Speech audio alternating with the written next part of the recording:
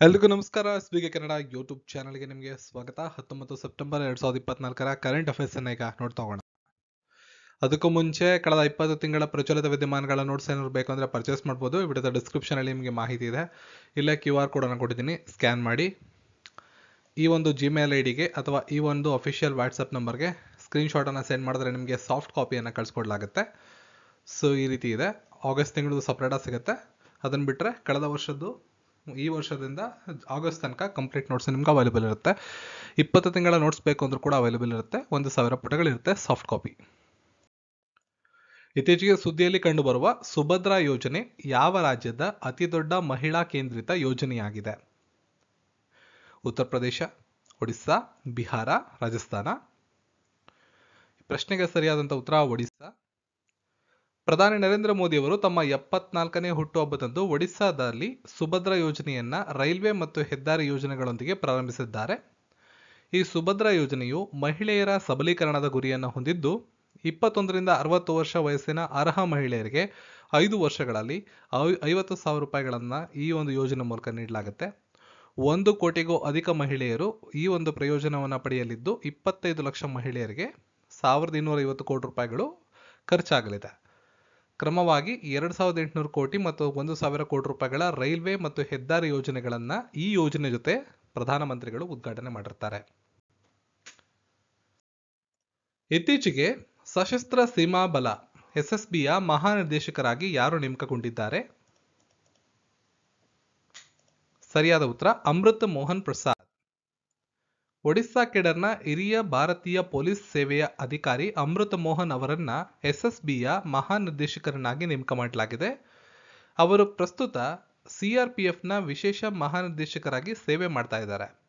August 31, 2025ರಂದು ನಿವೃತ್ತಿಯಾಗುವವರೆಗೂ ಅವರ ನೇಮಕಾತಿಯನ್ನು ಅನುಮೋದನೆ ಮಾಡಲಾಗಿದ್ದು, ಸಶಸ್ತ್ರ ಸೀಮಾ ಬಲ ನೇಪಾಳ ಮತ್ತು ಭೂತಾನ್ನೊಂದಿಗಿನ ಭಾರತದ ಗಡಿಯನ್ನು ಕಾಪಾಡುವಂತಹ ವಿಭಾಗವಾಗಿದೆ.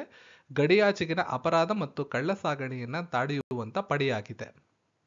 SSBಯ ಪ್ರಧಾನ ಕಚೇರಿ, force head quarters, director general ನೇತೃತ್ವದಲ್ಲಿ ದೆಹಲಿಯಲ್ಲಿ ಕಂಡುಬರುತ್ತೆ.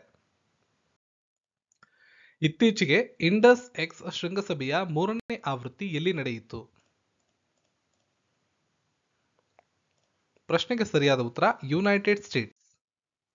3ನೇ ಇಂಡಸ್ ಎಕ್ಸ್ ಶೃಂಗಸಭೆ ಅಮೆರಿಕಾದಲ್ಲಿ ಮುಕ್ತಾಯಗೊಂಡಿದೆ. ಭಾರತ ಮತ್ತು ಅಮೆರಿಕ ನಡುವೆ ಜಂಟಿ ರಕ್ಷಣಾ ಆವಿಷ್ಕಾರವನ್ನು ಮುಂದುವರಿಸುವಂತ ಒಂದು ಶೃಂಗಸಭೆ ಇದಾಗಿದೆ.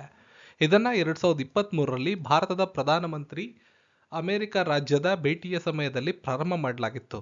2 ದೇಶಗಳಲ್ಲಿನ ಸರ್ಕಾರಗಳು, ವ್ಯವಹಾರಗಳು ಮತ್ತು ಶೈಕ್ಷಣಿಕ ಸಂಸ್ಥೆಗಳ ನಡುವೆ ಕಾರ್ಯತಂತ್ರದ ತಂತ್ರಜ್ಞಾನ ಪಾಲುದಾರಿಕೆ ಮತ್ತು ರಕ್ಷಣಾ ಸಹಕಾರವನ್ನು ವಿಸ್ತರಿಸುವುದು ಇದರ ಗುರಿಯಾಗಿದೆ. ಇಂಡಸ್ ಎಕ್ಸ್ ಜಂಟಿ ಸವಾಲುಗಳು, ನಾವೀನ್ಯತೆಯ ನಿಧಿಗಳು, ಉದ್ಯಮ ಆರಂಭಿಕ ಸಹಯೋಗಗಳನ್ನು ಒಳಗೊಂಡ ರಕ್ಷಣಾ ನಾವೀನ್ಯತೆ ಸೇತುವೆಯಾಗಿ ಕೆಲಸವನ್ನ ಮಾಡುತ್ತೆ. ಯಾಗಿ ಚಂಡಮಾರುತದಿಂದ ಹಾನಿಗೊಳಗಾದ ದೇಶಗಳಿಗೆ ಮಾನವೀಯ ನೆರವು ನೀಡಲು ಭಾರತವು ಇತ್ತೀಚೆಗೆ ಪ್ರಾರಂಭ ಮಾಡಿರುವಂತಹ ಕಾರ್ಯಾಚರಣೆಯ ಹೆಸರೇನು? ಸರಿಯಾದ ಉತ್ತರ ಆಪರೇಷನ್ ಸದ್ಭಾವ್. ಯಾಗಿ ಚಂಡಮಾರುತದಿಂದ ಹಾನಿಗೊಳಗಾಗಿರುವ ದೇಶಗಳಾದ ಮಯನ್ಮಾರ್, ಲಾವೋಸ್, ವಿಯೆಟ್ನಾಂಗಳಿಗೆ ಮಾನವೀಯ ನೆರವು ನೀಡುವ ಉದ್ದೇಶದಿಂದ ಭಾರತ ಸರ್ಕಾರ ಆಪರೇಷನ್ ಸದ್ಭಾವನ್ನ ಪ್ರಾರಂಭ ಮಾಡಿದೆ. ಈ ವರ್ಷ ಏಷ್ಯಾದ ಅತ್ಯಂತ ಶಕ್ತಿಶಾಲಿ ಚಂಡಮಾರುತಗಳಿಂದಾಗಿ ಈ ದೇಶಗಳು ಭಾರೀ ಪ್ರವಾಹವನ್ನು ಎದುರಿಸಿದವು. ಭಾರತವು INS ಸತ್ಪುರದ ಮೂಲಕ ಮಯನ್ಮಾರ್ಗೆ ಬಟ್ಟೆ, ಔಷಧಗಳು ಸೇರಿದಂತೆ 10 ಟನ್ ನೆರವನ್ನು ಕಳಿಸ್ಕೊಟ್ಟಿದೆ. 1 ಮಿಲಿಟರಿ ವಿಮಾನವು ವಿಯೆಟ್ನಾಂಗೆ 35 ಟನ್ ಮತ್ತು ಲಾವೋಸ್ಗೆ 10 ಟನ್ಗಳ ಸಹಾಯವನ್ನು ವಿತರಿಸಿದೆ. ಇದರಲ್ಲಿ ಜೆನ್ಸೆಟ್ಗಳು, ವಾಟರ್ ಪ್ಯೂರಿಫೈಯರ್ಗಳು, ನೈರ್ಮಲ್ಯ ವಸ್ತುಗಳು, ಸೊಳ್ಳೆ ಪರದೆಗಳು, ಕಂಬಳಿಗಳು ಮತ್ತು ಮಲಗುವ ಚೀಲಗಳು ಒಳಗೊಂಡಿರುತ್ತವೆ. ಭಾರತದ ತ್ವರಿತ ಪ್ರತಿಕ್ರಿಯೆ, ಅದರ ಆಕ್ಟ್ ಈಸ್ಟ್ ಪಾಲಿಸಿ ಮತ್ತು ಆಸಿಯಾನ್ನೊಂದಿಗಿನ ಮಾನವೀಯ ನೆರವು ಹಾಗೂ ವಿಪತ್ತು ಪರಿಹಾರದಲ್ಲಿ ವಿಶಾಲ ಪ್ರಯತ್ನದೊಂದಿಗೆ ಹೊಂದಾಣಿಕೆ ಮಾಡಿಕೊಂಡಿರುವ ಭಾರತ ಪ್ರತಿ ಬಾರಿ ತನ್ನ ನೆರೆಹೊರೆಯ ದೇಶಗಳಲ್ಲಿ ಪ್ರಾಕೃತಿಕ ವಿಕೋಪಗಳು ಉಂಟಾದಾಗ ಈ ರೀತಿ ಸಹಾಯವನ್ನು ಮಾಡುವಂತಹ ಪರಂಪರೆಯನ್ನು ರೂಢಿಸಿಕೊಂಡು ಬಂದಿದೆ. ಉದ್ಯಮಿಗಳಿಗೆ ಸಮಗ್ರ ಬೆಂಬಲವನ್ನು ಒದಗಿಸಲು ಯಾವ ಸಚಿವಾಲಯ ಇತ್ತೀಚೆಗೆ ಭಾಸ್ಕರ್ ಉಪಕ್ರಮವನ್ನು ಪ್ರಾರಂಭಿಸಿತು? ಪ್ರಶ್ನೆಗೆ ಸರಿಯಾದ ಉತ್ತರ ವಾಣಿಜ್ಯ ಮತ್ತು ಕೈಗಾರಿಕಾ ಸಚಿವಾಲಯ. ಉದ್ಯಮ ಮತ್ತು ಆಂತರಿಕ ವ್ಯಾಪಾರದ ಉತ್ತೇಜನ ಇಲಾಖೆ, ವಾಣಿಜ್ಯ ಮತ್ತು ಕೈಗಾರಿಕಾ ಸಚಿವಾಲಯವು ಭಾರತದ ಆರಂಭಿಕ ಪರಿಸರ ವ್ಯವಸ್ಥೆಯನ್ನು ಉತ್ತೇಜಿಸಲು ಭಾಸ್ಕರ್ ಎಂಬ ಡಿಜಿಟಲ್ ವೇದಿಕೆಯನ್ನು ಪ್ರಾರಂಭಿಸಿದೆ. ಈ ವೇದಿಕೆಯು ಸ್ಟಾರ್ಟ್ಅಪ್ ಇಂಡಿಯಾ ಕಾರ್ಯಕ್ರಮದ ಅಡಿಯಲ್ಲಿ Bharat startup knowledge access registry ಉಪಕ್ರಮದ ಭಾಗವಾಗಿದೆ. ಸ್ಟಾರ್ಟ್ಅಪ್ಗಳು, ಸೇವಾ ಪೂರೈಕೆದಾರರು, ಹೂಡಿಕೆದಾರರು, ಮಾರ್ಗದರ್ಶಕರು, ಸಹಕಾರಿ ಸಂಸ್ಥೆಗಳ ಸಹಯೋಗವನ್ನು ಕೇಂದ್ರೀಕರಿಸುವುದು ಇದರ ಉದ್ದೇಶ. ಯಾವ ಸಮಿತಿಯ ಶಿಫಾರಸಿನ ಮೇರೆಗೆ ಒಂದು ರಾಷ್ಟ್ರ ಒಂದು ಚುನಾವಣೆಯನ್ನ ಮಾಡಲಾಗಿದೆ? ಮಾಜಿ ರಾಷ್ಟ್ರಪತಿಗಳಾದ ರಾಮನಾಥ್ ಕೋವಿಂದ್ ಅವರ ನೇತೃತ್ವದಲ್ಲಿ ಈ ಸಮಿತಿ ಶಿಫಾರಸನ್ನ ಮಾಡಿದೆ. ಪ್ರಧಾನಮಂತ್ರಿ ನರೇಂದ್ರ ಮೋದಿ ಅವರ ನೇತೃತ್ವದ ಕೇಂದ್ರ ಸಚಿವ ಸಂಪುಟ ಒಂದು ರಾಷ್ಟ್ರ ಒಂದು ಚುನಾವಣೆ ಪ್ರಸ್ತಾವನೆಗೆ ಅನುಮೋದನೆ ನೀಡಿದೆ. ಈ ಪ್ರಸ್ತಾಪವು ಲೋಕಸಭೆ ಮತ್ತು ರಾಜ್ಯ ವಿಧಾನಸಭೆ ಚುನಾವಣೆಗಳನ್ನ ಏಕಕಾಲದಲ್ಲಿ ನಡೆಸುವ ನಿಟ್ಟಿನಲ್ಲಿ ಒಂದು ದೊಡ್ಡ ಹೆಜ್ಜೆ ಅಂತ ಪರಿಭಾವಿಸಬಹುದು. ಇದಕ್ಕಾಗಿ ಮಾಜಿ ರಾಷ್ಟ್ರಪತಿ ರಾಮನಾಥ್ ಕೋವಿಂದ್ ಅವರ ಅಧ್ಯಕ್ಷತೆಯಲ್ಲಿ ಸಮಿತಿಯನ್ನ ರಚನೆ ಕೂಡ ಮಾಡಲಾಗಿತ್ತು. ಭಾರತೀಯ ವಾಯುಪಡೆಯ ಗಣ್ಯ 18ನೇ ಫ್ಲೈಯಿಂಗ್ ಬುಲೆಟ್ಸ್ ಸ್ಕ್ವಾಡ್ರನ್ಗೆ ಸೇರಿದ ಮೊದಲ ಮಹಿಳಾ ಫೈಟರ್ ಪೈಲಟ್ ಯಾರು?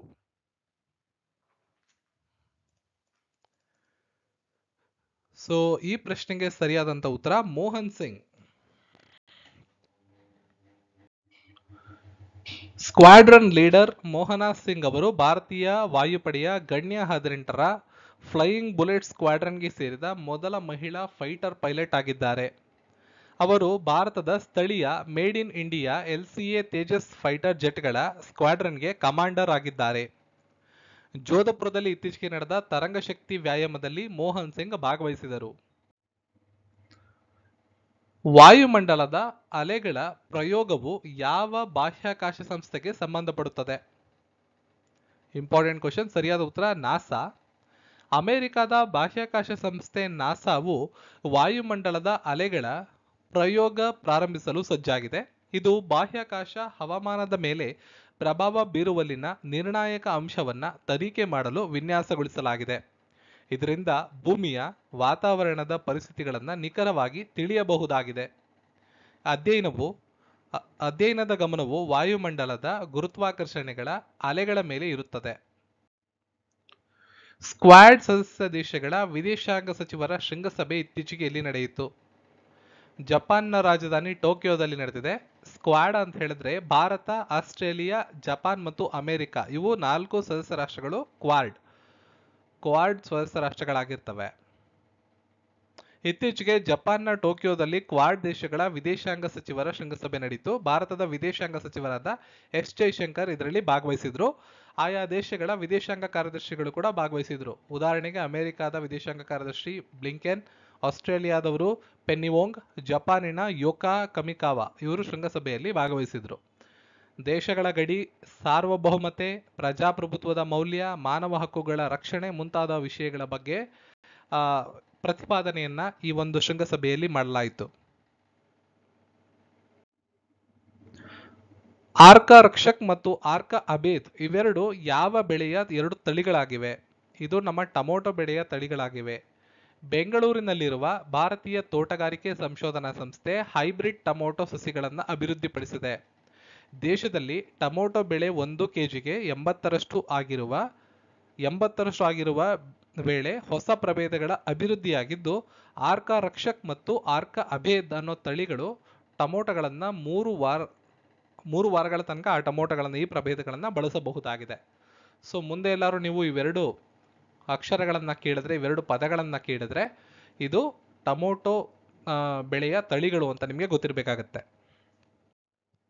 ಇನ್ನು ಈ ದಿನದ ಪ್ರಶ್ನೆ, ಯಾವ ನಗರ ಉತ್ತರ ಪ್ರದೇಶದ ಅತಿ ದೊಡ್ಡ ಪ್ರವಾಸಿ ಕೇಂದ್ರವಾಗಿ ಹೊರಹೊಮ್ಮಿದೆ? ಆಗ್ರಾ, ವಾರಣಾಸಿ, ಅಯೋಧ್ಯ, ಪ್ರಯಾಗ್ರಾಜ್. ಉತ್ತರವನ್ನ ಕಾಮೆಂಟ್ ಸೆಕ್ಷನ್ ಅಲ್ಲಿ ತಿಳಿಸಿ. ಈ ವಿಡಿಯೋನ ಲೈಕ್ ಮಾಡಿ, ಶೇರ್ ಮಾಡಿ, ಚಾನಲ್ನ ಸಬ್ಸ್ಕ್ರೈಬ್ ಮಾಡ್ಕೊಳ್ಳಿ. ಮತ್ತು ನಮ್ಮ ವಾಟ್ಸಪ್ ಚಾನಲ್ನ ನೀವು ಜಾಯ್ನ್ ಆಗ್ಬೋದು. ಈ ವಿಡಿಯೋದ ಡಿಸ್ಕ್ರಿಪ್ಷನ್ ಅಲ್ಲಿ ನಮ್ಮ ಟೆಲಿಗ್ರಾಮ್ ಮತ್ತು ವಾಟ್ಸಪ್ ಚಾನಲ್ ಲಿಂಕ್ ಇರುತ್ತೆ, ಹಾಗೂ ಇನ್ಸ್ಟಾಗ್ರಾಮ್ ID ಕೂಡ ಇರುತ್ತೆ. ಪೇಜನ್ನು ಫಾಲೋ ಮಾಡ್ಕೋಬಹುದು. ಪೇಯ್ಡ್ ನೋಟ್ಸ್ ಬೇಕು ಅಂದರೆ ನಿಮಗೆ ವಿಡಿಯೋದ ಪ್ರಾರಂಭದಲ್ಲಿ ಮಾಹಿತಿ ಕೊಟ್ಟಿದ್ದೀನಿ. ಡಿಸ್ಕ್ರಿಪ್ಷನ್ ಚೆಕ್ ಮಾಡಿದ್ರೆ ಅಲ್ಲೂ ಕೂಡ ನಿಮಗೆ ಮಾಹಿತಿ ಸಿಗುತ್ತೆ. ನೀವು ನೋಟ್ಸ್ಗಳನ್ನು ಪರ್ಚೇಸ್ ಮಾಡ್ಬೋದು. ಸಿಗೋಣ ಮತ್ತೊಂದು ವಿಡಿಯೋ. ಎಲ್ರಿಗೂ ಧನ್ಯವಾದಗಳು.